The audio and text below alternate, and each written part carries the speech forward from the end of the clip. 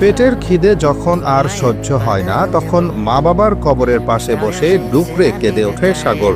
তার কান্নায় মিশে থাকে তীব্র যন্ত্রণা আর গভীর একাকিত্ব।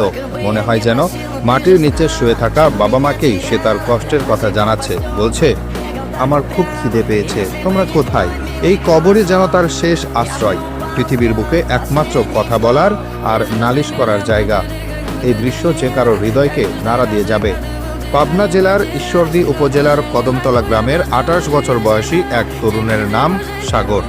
জন্ম থেকেই সে ডাউন সিনড্রোমে আক্রান্ত, যাকে আমরা সহজ কথায় মানসিক প্রতিবন্ধী হিসেবে চিনি।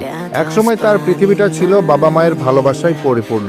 বাবা সুরুজ ব্যাপারী ছিলেন একজন সাধারণ কাঁচামাল ব্যবসায়ী।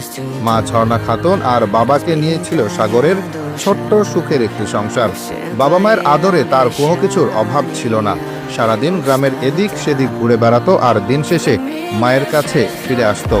কিন্তু সেই সুখের দিনগুলো হঠাৎ করেই